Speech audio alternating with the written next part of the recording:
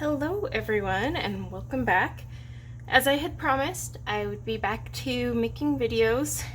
I took a little bit of a break because my whole crafting area here was taken over. Still is, but now I just kind of decided to quit being lazy and moved the kids' laptop out of the way.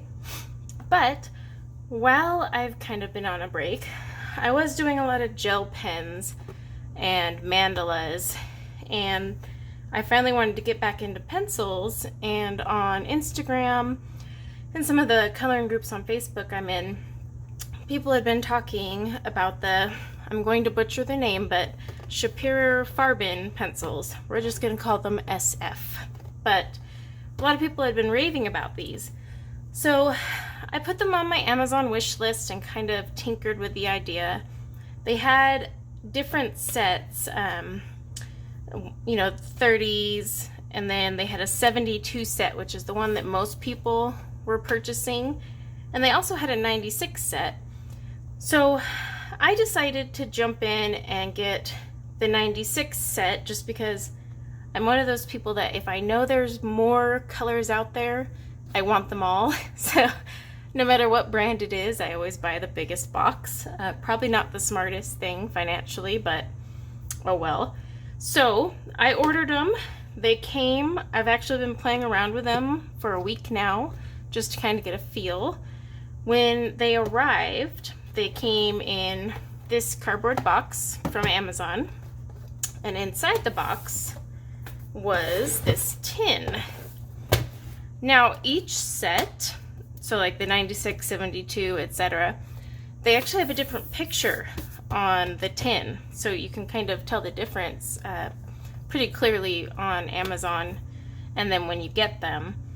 So before I had purchased these, I looked on YouTube, checking out a couple of my favorite colorists to see their reviews, and a lot of them were older, like a year or so out. And I know the 96 set is newer, so a lot of people were reviewing the smaller set, but it seems they've made some changes too, because when I was watching all these older reviews, I noticed there was no color names on the older sets, and even the numbers were different than this set here. So it threw me off, and I had to kind of do some research to make sure I was ordering the right product, because I was concerned that I messed this up somehow. But what happened was that when they redid it, their 72 and smaller sets now also have the names and the same numbers, but now this 96 set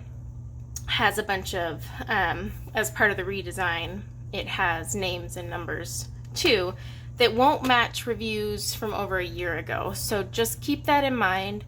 They are the same pencils that other colorists have reviewed before. So if you're kind of panicking like, oh, did I buy the wrong ones? No, you didn't. They just changed it up. So, like I said, I was pretty hesitant about this. They are oil-based. I had seen a lot of people comparing them to polychromos, which I really like polychromos, but they're quite the learning curve. So when I saw these as an oil-based pencil, and they were just over 50 bucks, it was 56 at the time, I was really skeptic on artist quality, because it seems like any brand has no problem slapping artists, on their pencils and saying it's pro. But we'll get into the performance in a minute. I just want to first get into packaging. So it comes in this tin, similar to how polychromos and Arteza all come in tins. It's a nice sturdy one. When you flip it around, you actually don't hear the pencils moving inside. See? No noise. Always a good sign. That means that they're packaged really tightly in here. And that's important because when pencils are being shipped, and if they're just rattling around, you can break the cores, you can have all sorts of issues. So I was actually pretty impressed, because even my Faber-Castells, you can hear them move slightly around. And my Artezas, they might as well have just popped out. So I was already impressed by just the tin quality and how well they're packed in here. So, like I said, each tin, depending on the number set, will have a different picture. And then on the front, you know, they say artist colored pencils, premium pigments, bright vivid colors. On the back, they just kind of go over a few, you know, things about it. They are oil based with a 3.3 millimeter core. If you compare that to polychromos are 3.8 millimeter, so not a big difference, but just something to note. And you know, they say that it's a creamy texture, and now they have color numbers and names, and like I said, the older pencils did not, and the numbers don't even match what's in here. So if you have an older set and you're trying to replace or combine, that might get a little bit of annoying.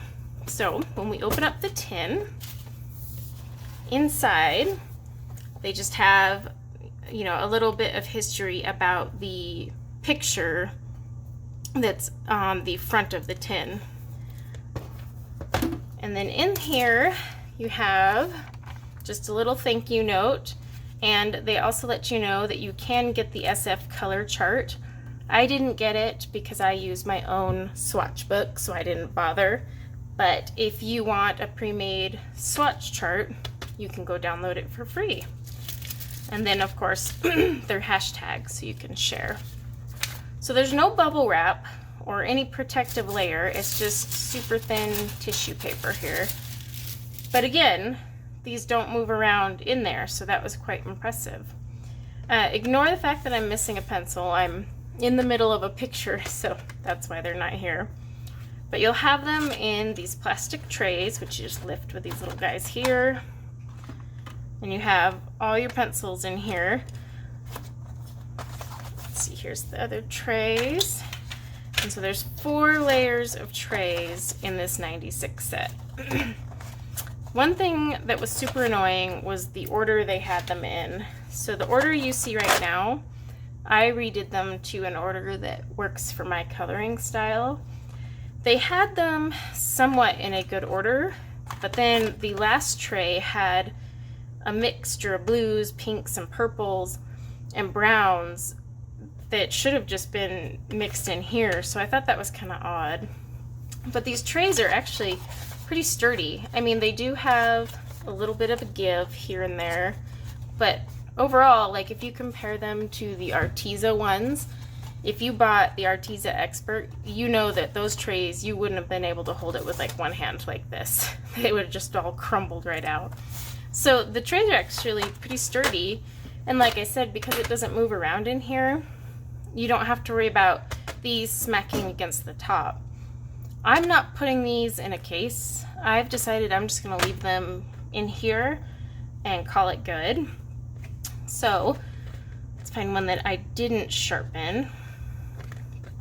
So here's how they come. They come with kind of a blunted sharpened point. I don't know if you can see that there, but and then they have a gold barrel here and then a color dipped end. This color does not match your lead, so you will want to do a swatch, of course.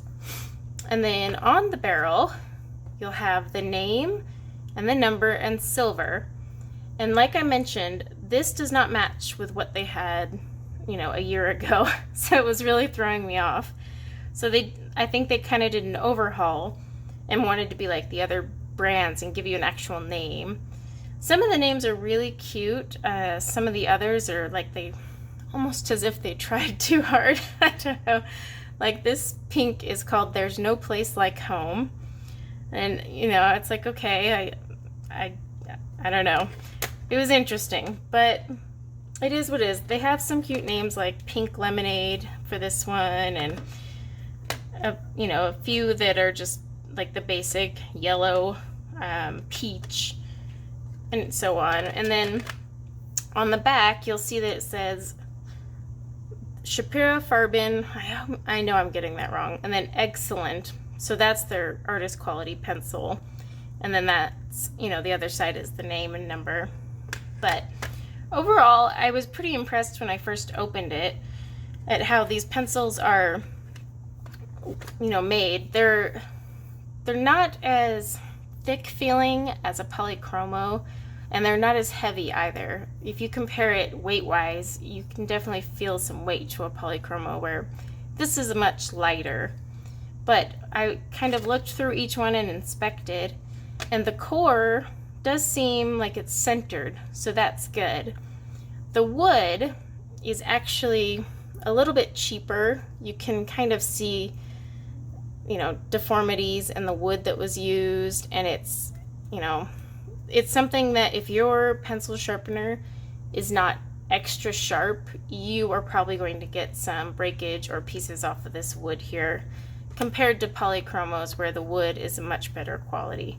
But again, this cost me $56 for 96 oil-based pencils, and I don't even know if that's the normal price or just a markup right now with the whole quarantine and everyone's at home buying coloring things. So this price could go down, or it could end up going up as they become popular, but still, considering the price, the pencil is still pretty good in construction.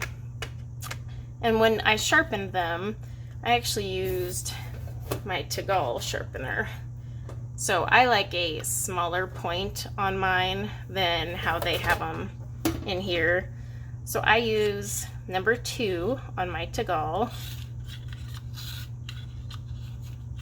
The only thing I hate about my Tegall is it leaves a color band around this gold here. And that's just a Tegall for you. But they do sharpen really well. Let's see if I can show you. So they get a good point on them, and they don't break too much in my Tegall, but I know the second the blade gets dull on this one, this wood will break off. I can just tell from the quality of it. But they do sharpen up really nice, and they hold their point, and they're hard like polychromos, so they stay sharper longer, but they aren't as hard as a polychromo. They're a little bit creamier, and I don't want to say they're as creamy as a Prismacolor because they're not even close. You know, Prisma, you can smush the color together and it's just vibrant and it takes almost no layering. If you wanted to just use hard pressure, you could get Prismacolor down. Whereas this one, it's like a polychromo, so you're going to need a few layers. So that's just something to keep in mind, you know. If you want something in between Prismacolor and polychromos that's still affordable, these could be a good option. Like I said, they're pretty impressive considering the price. So now that we've seen the packaging, I'll show you some of the colors I swatched out. All right, so color-wise, some of these will be hard to see, I know, but this is how I like to swatch. I used to be a little more organized with my swatches. Like, I used to do swatch charts like this, but this just took too much time and effort to measure out, and so I started doing them this way a while back, and I like to put them by category also. So with the yellows, they have quite a few in the yellow family, and one thing to note is their yellows are super creamy. Like this yellow here, let's see if you can see it. I mean, when I put these yellows down on the paper, they were so smooth. It was almost not a Prismacolor, but really close. It didn't feel like an oil-based at all with the yellow. It was just so creamy. And then as you get into the more, you know, pigmented colors, that's where they became definitely more of an oil-based. But they had some fun yellows. You know, they got the Bumblebee, Vanilla Flower, Hot Sun. I wish they would have more variety in the yellow, which sounds odd because, you know, you're thinking, well, how much variety do you need with yellows? I just feel like if I were to blend, I don't have much to work with here. Same with the oranges. I kind of found the orange to be disappointing. I mean, we have regular orange and an autumn orange, and they are different. I mean, this one's a little darker, but just barely. So like if I wanted to create a really good orange trend transition into yellow, I don't have much to work with at all. Like if you compare, look here, I mean, and this isn't like a Prismacolor where you can smush two colors together super easily. This is an oil-based. Oil-based need to layer on top of one another, but they're not going to create that same blend as a wax-based pencil. So I really wish, considering that they came out with the 96 set, that they would have had something in a lighter orange that could transition into the yellow, and they don't. When I went to try and make a blend using this autumn orange, and yellow, it didn't come out well. And that's something, maybe if they come out with a bigger set, maybe they'll do, but just keep that in mind. And then I had swatched the rest of the orangey kind of colors. And then reds, they do have kind of one true red, but their reds are kind of lacking too. But then again, I don't use reds a ton, and these are all pretty blendable into these oranges on the other page. Same thing with, you know, transitioning into the pinks. So these I was okay with. And they even have some cute names like the True Love. That works for red. The No Place Like Home, like I mentioned, some of the names are just like, okay. But for their peaches and pinks, they had some good variety. You know, I've been playing around with blends and combinations, and some of them are a little too close to each other to make a good transition, but overall, I mean, they're pretty good. They just not a ton of pinks. And in purples, I'm not sure what it is, but I feel like something is lacking in the purple variety, and I can't pinpoint it. I've been sitting here trying to think what I'm missing, and I don't know. But I mean, they do have, similar to Prismacolors, you know, where they have their variety of darker purples, and maybe it's just something I'm not seeing a good purple blend out of these. And it could just be me, who knows. But I would have liked to see a little bit more pink and purples, just for, like, you know, flowers, and something to blend and make a really pretty gradient would have been awesome. But for their neutrals, they had quite a few, especially, you know, these could work really good for skin tones. Their butter, what's weird is I swatched this before on a different piece of paper, and then it looked a lot lighter and it looked more closer to the ivory, and then when I put it in my swatch book, it came out more yellow. So some people would call that a yellow, so would I, but I didn't feel like redoing my swatches, so it is what it is. But between like the melon, cream, ivory, and then even some of these over here in the peaches, you could make some good skin tones. Not a lot, but there is some options. With blues, they do have a ton of blues, but I would have liked to see like a sky blue. We're not really getting a very light blue. They have this blue lagoon, but it's not like, you know, powder or sky blue from Prismacolors. It's just, you don't have anything like that that's just barely on the page, and I would have liked to see that. But overall, I was pretty impressed with the variety of blues. I've even played around and made a few color combos using them. So there's enough here to work with, but they could have added more. And they have a ton of greens, so that's good. I mean, especially if you do a lot of Johanna Basford books, you're going to have plenty of green to work with here. And they have some cute names like Pickle Green, Mold, that one was kind of interesting, Casino Green, and Golf Course. So, you know, they have some cute names that are worth noting. And I haven't played too much with the green yet, but already I can see some good color combinations just between their true greens and their greenish yellow colors. There's plenty to work with. So, browns, they don't have a ton of browns, but they have enough of a variety that you could make something. I wish they had kind of like a sepia brown. I feel like that's missing because their darkest one is dark brown, and it's not quite there. But they still have a few good ones. Sun-Kissed could be used as one of your skin tones. Same with like this burnt sienna. This bronze color kind of reminds me of henna from Prismacolors. So you still have a pretty good variety. The only bummer is they have a lot of reddish browns and orangey browns, and these might get hard when you're trying to blend them all together and make, you know, a landscape of some sort.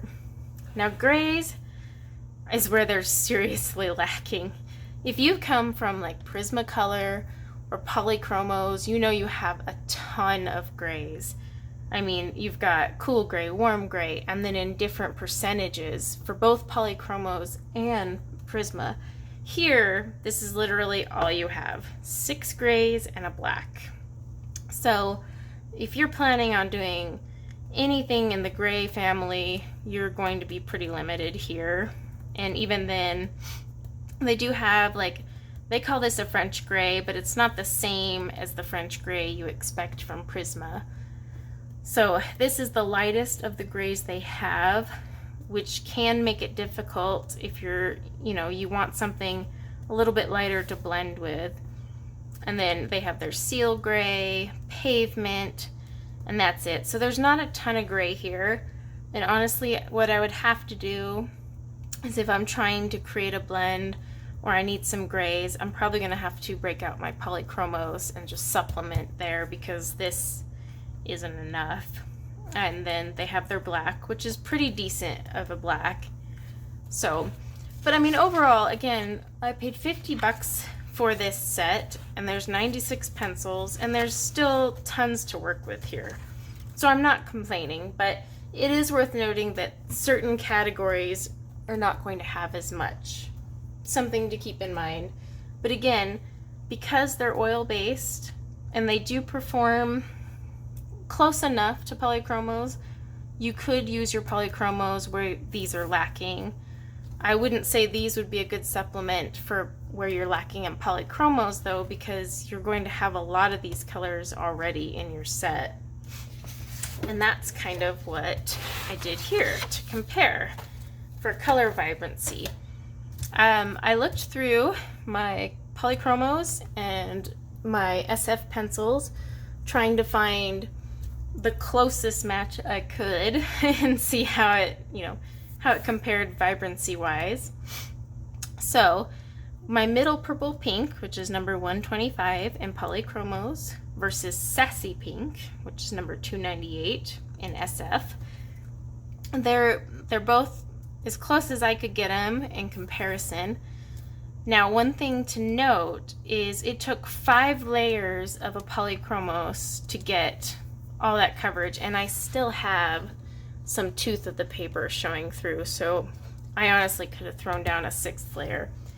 It only took 4 layers with the SF pencil. So, Polychromos can be really rough on the hands, tons of layering and layering. So that is something to keep in mind. These are a lot softer, so they don't require as many layers, because on this one, there's barely any tooth showing, and I got that vibrant color. So I was pretty impressed. Same thing when I compared these two blues. The Cobalt Turquoise, number 153, versus Deep Ocean, number 465. This took only 4 layers, this took 5, and I still have some tooth showing. There's a little tooth showing through this one. Like I said, the darker the color gets in these pencils, the harder they are, and they're not as creamy. But that is kind of the same thing with even wax-based pencils. I don't know, it's something with the pigment. So, smudge-wise, one thing that's awesome about oil-based pencils versus Prismacolors is, one, you don't get the wax blooms, you don't get all that dust everywhere that you have to very carefully brush away or you'll get a smear of it. But the other thing is, oil-based don't smudge like the wax-based. Have you ever worked on Prismacolors and your hand is overlaying it and you go to move it, and then as you just have, one, all of it on the back of your hand, but two, it's smudged pretty easily just from the warmth of your hand, which is one reason you should never use your fingers to brush off Prismacolors. Well, oil-based don't have the dust and the bloom, especially polychromos. You're not going to get that. You do get a little dust with the SF pencils, especially if you press hard. So there is some dust, but the smudge wise, see, if you go to smudge this one, I'm barely getting any smudge. You can barely even see it. Now if I were to smudge over here on polychromos, you actually get more smudge from the polychromos. So those are pink. Let me wipe off my hand. Okay, with the blue, here it is. I'm actually pressing really hard, by the way, so this is taking effort. So there it is with the cobalt turquoise. There's the smudge. And then there's the smudge with the deep ocean. So those are a little similar. So as you can see, they do smudge, but this is me pressing really hard to even get them to smudge. If I were to just sit here and brush my finger across by accident, I'm not going to get any smudge at all. So that is something to consider. So as you're thinking about it with your Prismacolors, you would get a smudge just doing this. So now what about erasing? We all make our errors while we're coloring. I actually was working on a page using this deep ocean, and I was going to try and use oranges, but like I had mentioned, this brand has a crummy orange selection, and so I couldn't find anything that worked. So I went to erase it, and they erased pretty well. I'm going to use my little no-name eraser, because every time I tried to order a Derwent battery one, they were out of stock or the price went up like crazy. So I finally got tired of waiting, and I bought this no-name brand one. I don't even know if it's still available, but it actually charges via USB, so it's not even battery operated. And it's been awesome. It came with like tons of eraser replacements. But for erasing,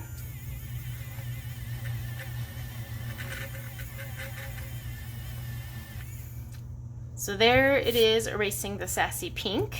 Now if we did that on the middle purple pink from Polly's,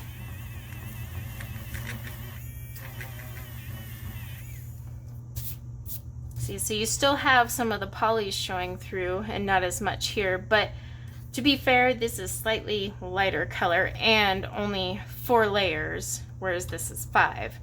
So we can try it now on these darker ones. Probably should have replaced my eraser before doing this because it's almost out.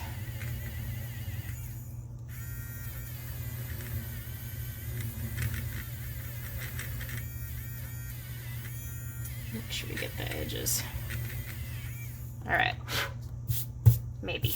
All right, so they erase pretty good. You're still going to have some of the color on the paper, but you could easily cover over that. So they erase pretty well, considering what, they're oil-based, so oil-based always erases better than a wax base, but they are pretty, good in comparison to a polychromos. And then I just wanted to show you guys, so what would it look like if you were actually coloring with these? So here you can see I actually tried to make some orange blends with the yellow, and like I said, oil-based. It's not like a wax-based where I could smush this yellow and this orange and make something new. It doesn't work that way. They layer on top of one another. So I started playing around with pinks and purples, and so here is a page I've been working on. If you follow me on Instagram, you've already seen this page in progress, but I used 4 different colors here.